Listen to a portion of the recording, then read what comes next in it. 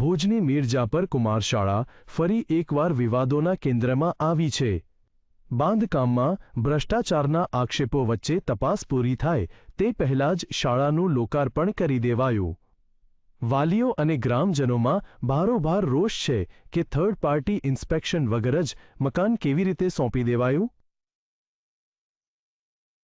ભુજ તાલુકાની મીરજાપર કુમાર શાળા ફરી એકવાર વિવાદોના વંટોળમાં ફસાઈ છે। શાળાના નબળા બાંધકામ અંગે અગાઉ અનેક સવાલો ઉઠ્યા હતા, જેમાં આચાર્ય અને કચ્છ ડીડીઓ વચ્ચેની તકરાર આખા જિલ્લામાં ચર્ચાનો વિષય બની હતી।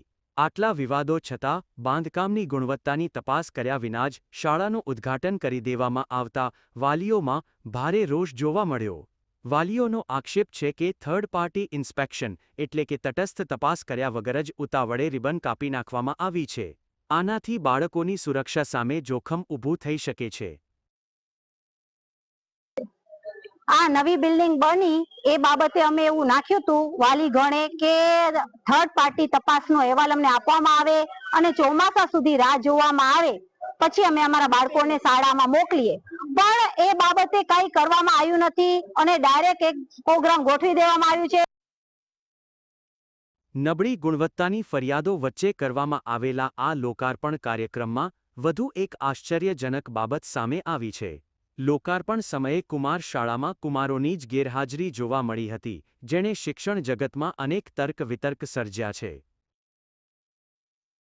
આ શાળા કુમાર શાળા છે પણ કુમાર હાજર જ નથી, એકે કુમાર હાજર નથી। હાલ અત્યારે જે વિદ્યાર્થીઓ બેઠા છે એ જ કન્યા શાળાના વિદ્યાર્થીનીઓ છે, કન્યા શાળાની વિદ્યાર્થીનીઓ છે।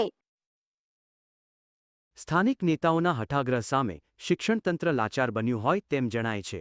લોકાર્પણમાં સંખ્યા બતાવવા માટે કુમારોને બદલે કુમારિકાઓને હાજર રાખવામાં આવતા નેતાઓની નીતિ અને દાનત સામે સવાલો ઉઠ્યા છે।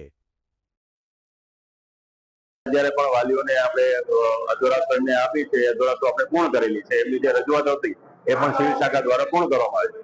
હાલ પણ વાલીઓ આક્ષેપ કરી રહ્યા છે શાળાના કપાઉમાં ઉભા તરીકે ના, એવું કઈ છે નહીં। અમે ગઈકાલે સાંજે જ આચાર્યશ્રીને પણ જાણ કરી દીધી હતી, સરપંચશ્રીને પણ જાણ કરી દીધી હતી। ભાજપના કેટલાક નેતાઓ દ્વારા માત્ર વાહવાહી મેળવવા માટે જ આ ઉતાવળ કરવામાં આવી હોવાનું ગ્રામજનો માની રહ્યા છે। હવે જોવાનું એ રહે છે કે શિક્ષણ વિભાગ આ મામલે કોઈ તપાસના આદેશ આપે છે કે કેમ। દાઉદ સમેજા, GSTV ભુજ।